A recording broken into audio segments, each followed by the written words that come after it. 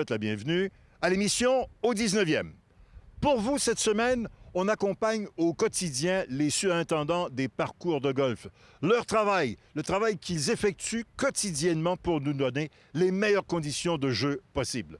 Notre rendez-vous cette semaine parmi nos personnalités, Lucien Deblois, hockeyeur qui a évolué notamment pour les Canadiens, les Nordiques, les Jets, les Leafs, et notre professionnel Éric Laporte, quant à lui, va se concentrer sur le petit jeu. Quoi faire pour obtenir de bons résultats autour des verres. Tout ça et plus encore cette semaine à l'émission au 19e. Au 19e, une présentation de RBC au service de votre réussite. En collaboration avec Golf Île-du-Prince-Édouard, la destination golf numéro 1 au Canada.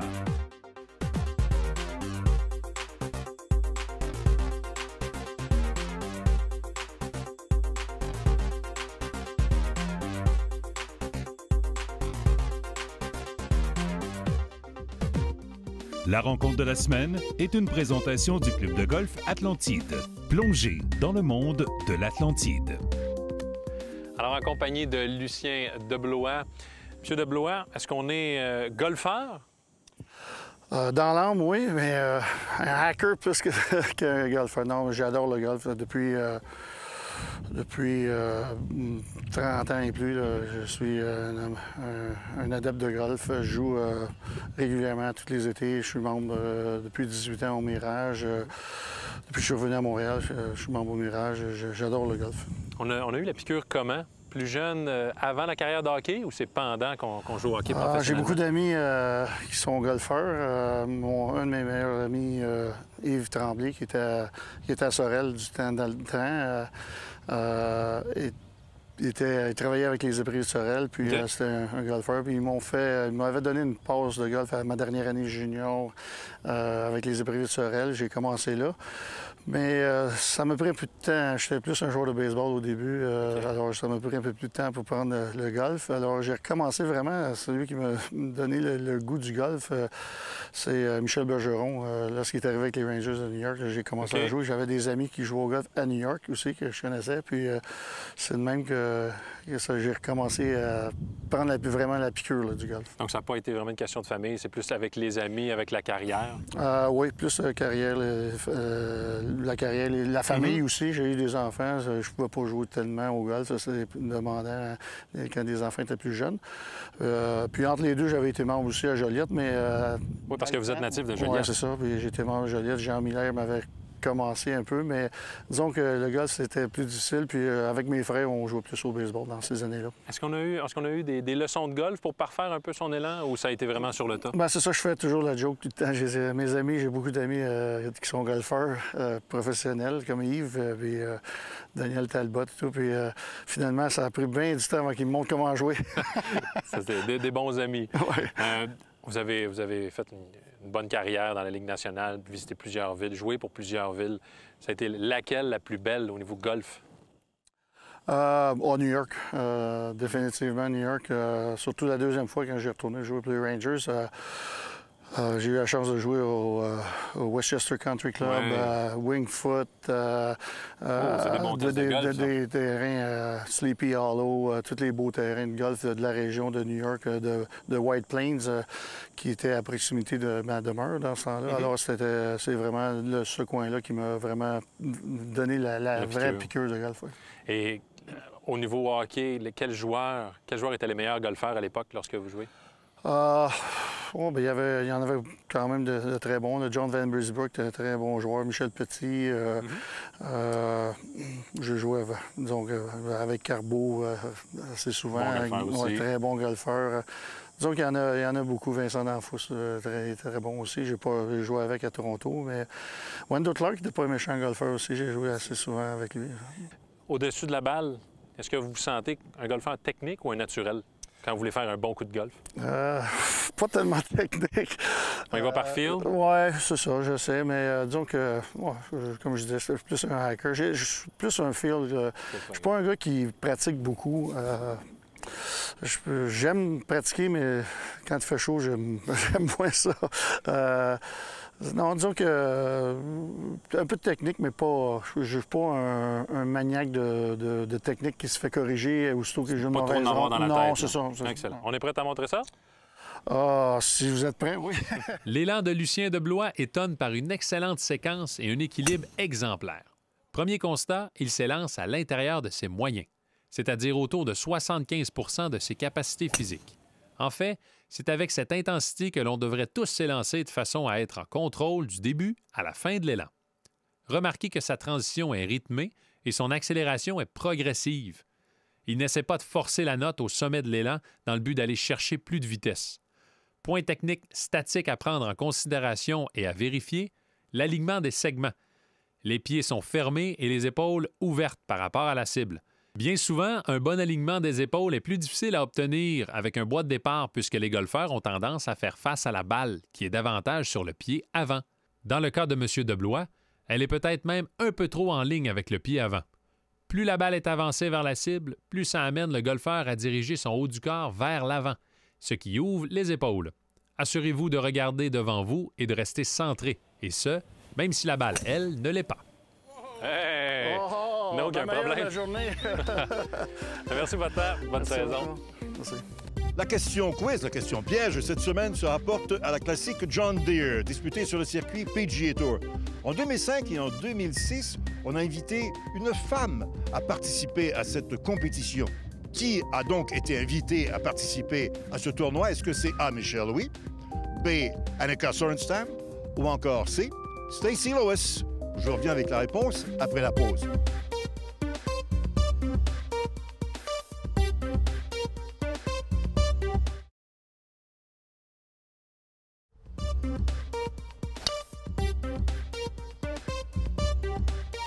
La question donc, quelle était la golfeuse qui a à 2 occasions été invitée à participer à la classique John Deere du côté masculin?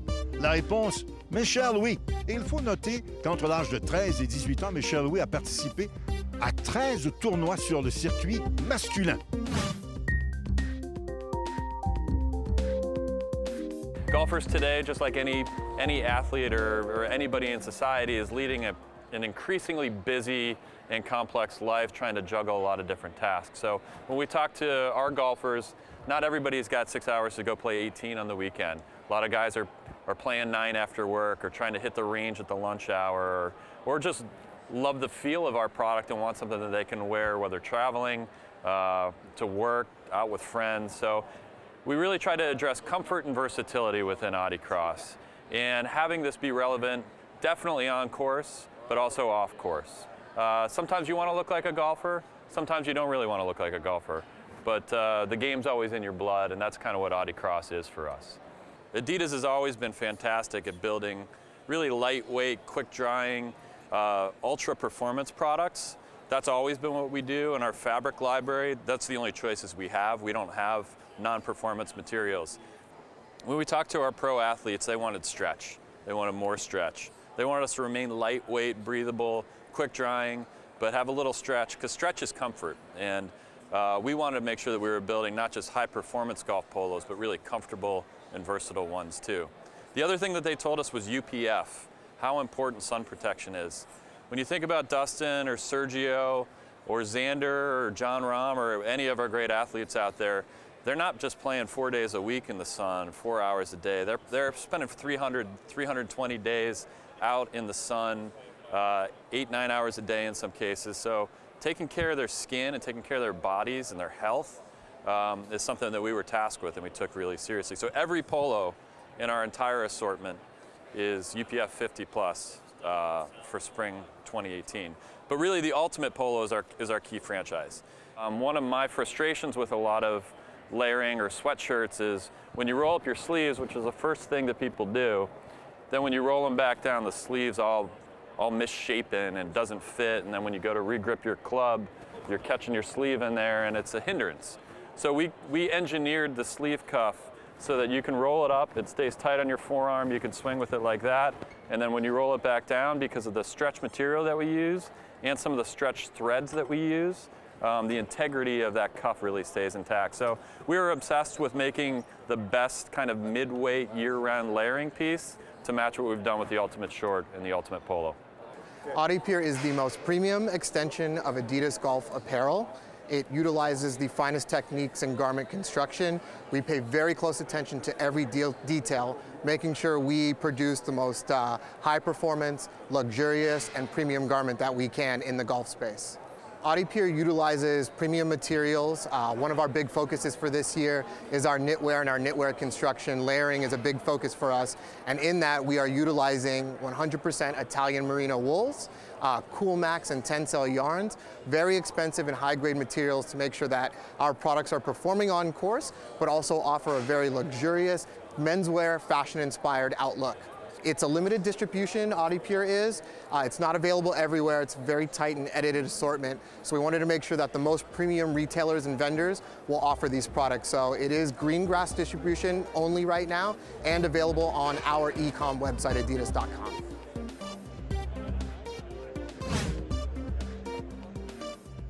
If you think about Puma and our positioning, we're sort of the original sport lifestyle brand. So when you look at the Fall 18 collection, we're introducing something we're calling Fusion Yarn, which is our new 85% polyester, 15% cotton polo. We're using this in about 8 styles in the line, in both men's and women's. And the reason we created this product is we wanted to give the guy, the feeling of his favorite t-shirt, but all of the technical properties of, a tech polyester polo. So the hand is really, really soft. It's really breathable. It's lightweight, but it's going to quick dry and easy care the way a tech polo would. So it gives some great transition both on the course and off. So Ricky Fowler is, probably our most visible athlete on the men's side, and this was a technology that we introduced to him in the early phases because, we wanted to get his take. We wanted to make sure if we were going to bring something to market that looked lifestyle, that it would still perform to the needs of a professional athlete, and he really loves this program. So Power Shape is our new women's bottoms program, and we love that because it's all about keeping her feeling contained. It gives you shaping, comfort, ease of movement. The waistband actually sits up a little bit higher, so it keeps everything feeling really clean and tucked in. It's a nice line on the skirts. We actually put a gripper tape into the bottom of the short so that your skirt doesn't move when you swing through. So it's a nice stability play, and it looks really sharp. It gives her a nice clean line. So, I think everyone has always noticed us as being bold and graphic and colorful and fun, and we still want to be fun, but more progressive maybe in our styling. Graphics are still important to us, patterns important to us, but we're doing it in a way that feels more sophisticated, more subtle. The color palettes are more muted. We want to make sure that we give our guys product that he wants to wear on and off the course. So it shouldn't be that you have your golf clothes and your regular clothes. You have your Puma clothes and you can wear them wherever you want to be. It was just a fun way to do a hat a little bit differently. The cat will still always be important to us, but we look for ways to innovate, and in headwear that felt like a really fun branding execution. Again, a little more subtle, kind of cool. It makes people question, what does P stand for? And for us, it's obviously P is for Puma, but it can be whatever it means to you. Après la pause, on va voir différentes situations où il faut faire preuve de créativité.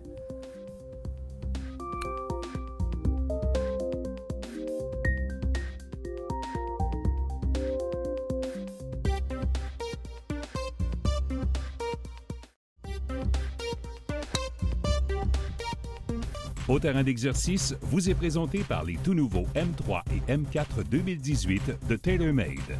Faites face à la réalité. Sur un parcours de golf, les situations inhabituelles ne manquent pas. C'est pas vrai qu'on joue toujours les pieds à plat dans des conditions parfaites. Il y a plein de situations qui demandent beaucoup de créativité. C'est souvent un des aspects au golf qu'on oublie, la créativité de nos coups. Première situation qu'on va voir, c'est une balle qui est juste à l'extérieur de la fosse de sable. Vous remarquez que la balle est assez près que je ne peux pas prendre ma position normale pour jouer mon coup. Ce qu'il faudra que je fasse, c'est que je m'installe dans la fosse de sable. Mais il y a une technique différente à apporter pour jouer ce genre de coup. Alors voici comment faire. Tenez-vous droit et prenez le bâton plus court. Orientez la face du bâton très à droite, car elle aura tendance à se refermer à l'impact, vu que le talon du bâton va toucher le sol en premier. Effectuez plusieurs élans d'essai pour trouver le bon plan d'élan. Et jouez en gardant les poignets passifs. Deuxième situation qu'on va voir, c'est une situation semblable. Donc, encore une fois, ma balle est près d'une fosse de sable, mais cette fois-ci, on va s'imaginer que la fosse de sable est beaucoup plus profonde. Je ne peux pas embarquer dans la fosse de sable pour jouer mon coup. Ce qui reste à faire, ça va être de jouer à l'envers, de jouer en gaucher pour moi qui est droitier. Donc, on va apporter quelques ajustements à notre technique. Voici comment faire. Premièrement, je vous conseille de prendre un bâton autour du cocheur d'allée, peut-être un fer 9 ou un cocheur intermédiaire. Prenez une prise de gaucher avec la main droite en haut. Placez la balle au milieu de vos pieds et assurez-vous que la tige pointe vers le côté avant. Faites quelques coups de pratique en brossant bien le gazon et en gardant les poignets passifs. À la fin du mouvement, pensez à garder la face du bâton orientée vers la cible. Ces coups nécessitent de la pratique, car trouver le bon dosage n'est pas si évident que ça. Surtout que vous allez sortir de votre zone de confort. Maintenant, une troisième situation, les coups en pente descendante. Ce coup semble anodin. Pourtant, beaucoup de golfeurs ne savent pas comment exécuter un coup en pente descendante. Il y a des principes physiques et techniques à respecter si on ne veut pas que ce coup-là finisse en catastrophe. Parce que qu'est-ce qu'il y a souvent au bas d'une pente descendante? Une rivière ou bien un lac. Donc, voici les principes à respecter. Numéro 1, c'est hyper important que vos épaules, vos hanches et vos genoux soient parallèles au sol. Donc, automatiquement, vous allez avoir un petit peu plus de poids sur votre jambe avant. Essayez de garder l'inclinaison de votre tronc tout au long du mouvement, jusqu'à la fin de l'exécution de votre frappe de balle. Parce que souvent, je vois des gens qui essaient de soulever la balle pour passer la fameuse obstacle. Qu'est-ce qui se produit? C'est qu'ils tapent avant la balle, ils vont frapper le sol avant la balle, ou ils viennent topper la balle, ayant comme résultat que la balle va finir souvent dans le lac. Un exercice qu'on peut faire maintenant, allons-y comme suit. Au moment de l'impact, mon pied arrière doit commencer à se soulever. Immédiatement après l'impact, mon pied arrière passe devant moi. Et à la fin, je dois faire en sorte de faire un pas vers ma cible.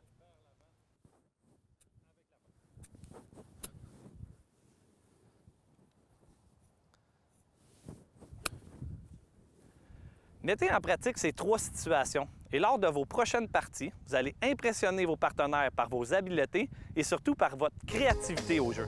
Bonne pratique et bon golf!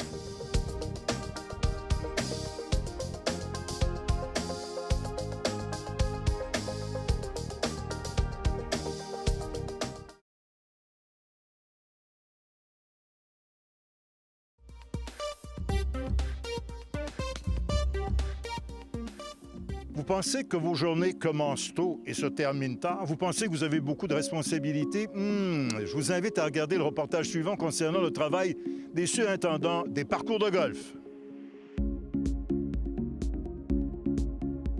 C'est pas évident parce qu'on dépend exclusivement de la température. Fait que c'est toujours une question de timing.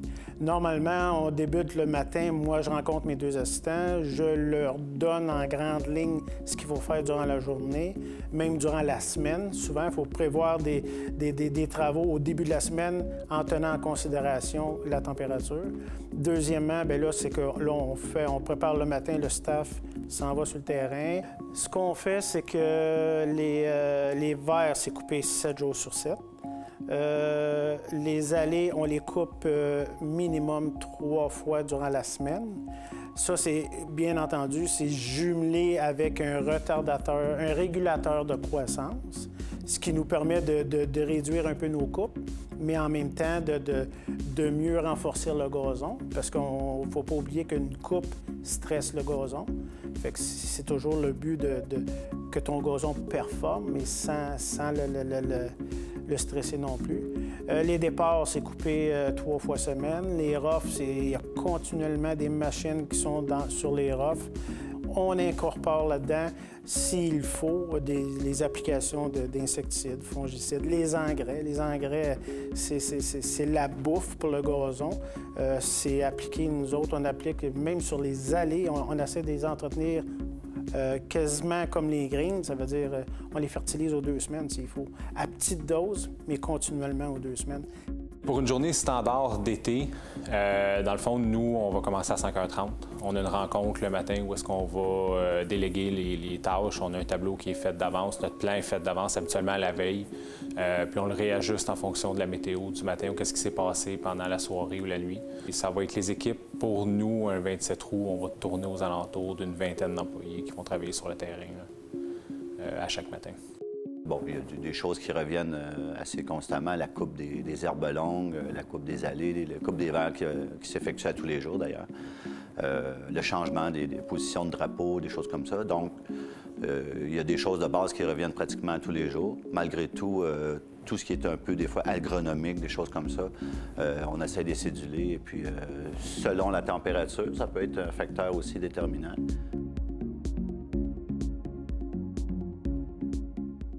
Plus le verre est rapide, plus la personne qui fait la coupe, il faut qu'elle soit attentive à chaque petit détail.